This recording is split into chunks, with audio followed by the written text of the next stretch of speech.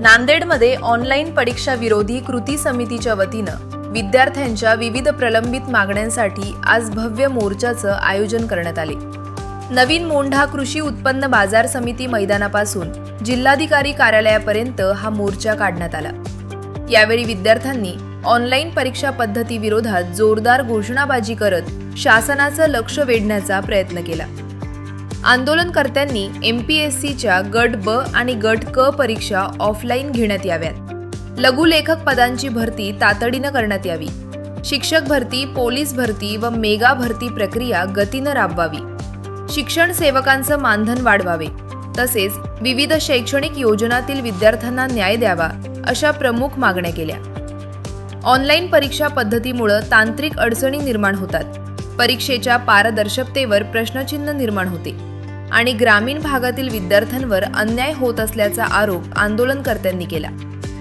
विद्यार्थ्यांनी शासनानं तातडीनं सकारात्मक निर्णय घ्यावा, अन्यथा राज्यभर तीव्र आंदोलन छेडण्याचा इशाराही दिला। या मोर्चात जिल्हाभरातील विद्यार्थी मोठ्या संख्येनं सहभागी झाले होते। होऊ नये ही पाहणं सरकारची जबाबदारी। हा देश गांधींच्या विचारावर चालणार आहे, संविधानाला मानणारे हे विद्यार्थी आहेत, त्यांच्या भविष्याचा प्रश्न आहे। हे काय कुठं सरकारमध्ये आम्हाला स्थान द्या, आमदार खासदार करा म्हणत नाहीत, गुत्तेदारी कॉन्ट्रॅक्ट द्या म्हणत नाहीत। हे काय म्हणतात, आम्हाला फ्री अँड फेअर परीक्षा घ्या। इतकी साधी मागणी आहे या मुलांची। निपक्षपातीपणे पारदर्शकपणे परीक्षा घेतल्या पाहिजेत। तुम्ही TETचा पेपर फुटला, 2021ला पण फुटला होता, किती आरोपी पकडले, क्लास 1 अधिकारी पकडले, परीक्षा परिषदेचा संचालक पकडला, आयुक्त पकडला। तुमच्या सरकारमध्ये बसलेले अधिकारी पेपर फोडतायत, तुम्ही ज्या पक्षाचे आहात त्याचे पदाधिकारी पेपर फोडतायत। नीटचा पेपर फुटला, TETचा पेपर फुटला, तुम्ही काय करताय? त्यामुळे मुलांना आणि अचानक स्टेनोच्या केंद्रांना मान्यता दिली, प्रशिक्षण द्या म्हणून, तिथं प्रशिक्षण दिलं आणि त्या मुलांना सांगताय आता नोकर भरती बंद म्हणून। हे तुगलकी निर्णय झाला, का मोगलाई लागली का? लोकांनी लोकांसाठी चालवलेलं सरकार असं काम करतं म्हणून आमच्या भगिनी आज रक्तानं पत्र लिहित आहेत, त्यांचे आयुष्य उद्ध्वस्त व्हायच्या वाटेवर आली। पोलीस भरती बंद केली, शिक्षकांची भरती जागा मंजूर असलेली पास झालेली पोरं तरी नांदेडच्या शिक्षण अधिकारी त्यांना नीट बोलत पण नाहीत, त्यांच्या जागा भरत पण नाहीत, मजदुरी करतात। त्यांची तक्रार आम्ही आता जिल्हाधिकारी महोदयांकडे केली। तरी प्रशासनाचं वागणं, शासनाचं वागणं हे मुलांविषयी दुजाभाव करणार आहे, त्यांच्या भावनांशी खेळणार आहे, त्यांच्या भविष्यांचा जीव घेणार हे खेळणं प्रशासनानं बदललं पाहिजे, सरकारनं बदललं पाहिजे। 70,000ची नोकर भरती करतो म्हणले फडणवीस साहेब, 3 वेळा म्हणले 70,000 पदांची मी नोकर भरती करणार। किती पदं भरली? नाही तुम्ही भरले। तलाठ्याची जागा तुम्ही काढत नाही, ग्रामसेवकची जागा काढत नाही, शिक्षक भरती तुम्ही करत नाही, 17,000 पोलीस भरती पेंडिंग आहे ते तुम्ही करत नाही। मग नुसतं पक्ष फोडण्यासाठी आणि मलिदा खाण्यासाठी तुम्ही बसले का? ही सगळी शेतकऱ्याची, दलित, आदिवासी, OBC, कष्टकरी, शेतमजुराची लेकरं आहेत, बहुजनाची लेकरं आहेत। एक खाजगी कंपनी येईना, एक उद्योग इथं येईना, हाताला रोजगार फक्त सरकारी नोकरीतून मिळतो आम्हाला। त्या सरकारी नोकरीला सुद्धा तुम्ही दलालाच्या मार्फत आणि खाजगी लोकांच्या मार्फत भरत असाल तर विद्यार्थी संघटना, विद्यार्थी नेते, आम्ही विरोधक हा डाव उधळून लावू। विद्यार्थ्याच्या भविष्याशी खेळ होऊ देणार नाही। होऊ नाही। दादा बघा की तुम्ही बोला साहेब, काय मागण्या होत्या सरकारकडे? आज प्रामुख्याने सद्यस्थितीत महाराष्ट्राच्या मुख्यमंत्र्यांनी सर्वात ज्वलंत प्रश्न आणि महाराष्ट्राच्या स्पर्धा परीक्षेच्या माध्यमातून तयारी करणाऱ्या 36 जिल्ह्यातील 358 तालुक्यातील प्रत्येक विद्यार्थ्याच्या मनातला प्रश्न आणि जी खदखद होती ती या मोर्चाच्या माध्यमातून नांदेडच्या ऐतिहासिक भूमीतून बाहेर पडली।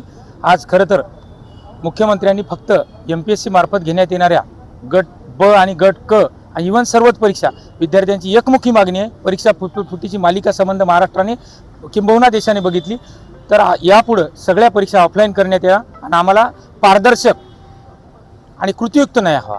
दुसरी बाब सर्वात महत्त्वाची म्हणजे राज्यातील रखडलेल्या पदभरती प्रक्रिया असेल, स्टेनोच्या माध्यमातून जी पदं मृत घोषित केली आहे त्या विद्यार्थ्यांची आता आंदोलनाची मालिका झाली आहे। त्याचा आंदोलनाचा आवाज कुणीही ऐकायला तयार नाही।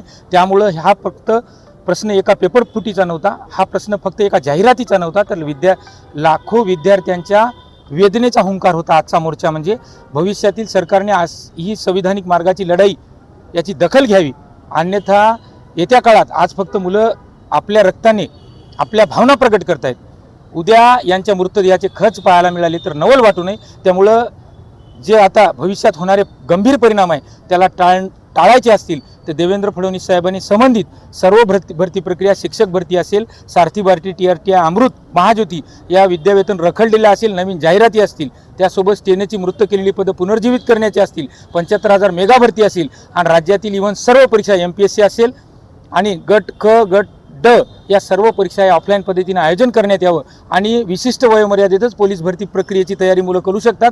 वेळ गेल्यानंतर लाखभर पदाची जाहिरात आली तरी त्या मुलांच्या उपयोगाची नसते. त्यामुळे राज्यातील 17,000 रिक्त पदे जी आहेत त्याचं तात्काळ पदभरतीचं आयोजन करण्यात यावं. ह्या मागण्या घेऊन आज आम्ही नांदेडचे सर्व स्पर्धा परीक्षार्थी मुलं, स्पर्धा परीक्षार्थी युवक युवती, त्यासोबत असलेले सगळे शिक्षकवृंद यांचा हा जनसैलाब पाहायला मिळाला. येत्या काळात हाच जनसैलाब विधिमंडळावर धडकल्याशिवाय राहणार नाही. आणि आम्हाला न्याय द्यावा या सरकारने. किती वर्षापासून तयारी करताय, काय भावना आहे? मी तब्बल 7 वर्ष झालं आज स्टेनोग्राफरची तयारी करत आहे. माझ्यासोबत ही माझे बांधव आहेत, ह्या ताई आहेत माझ्यासोबत, या आता मॅरिड आहेत, 10 वर्ष झाली त्यांनी तयारी करत आहे. आणि या सरकारने रात्रीतून निर्णय दिला 5 मेला की तुमचं पद मृत घोषित केलंय म्हणून.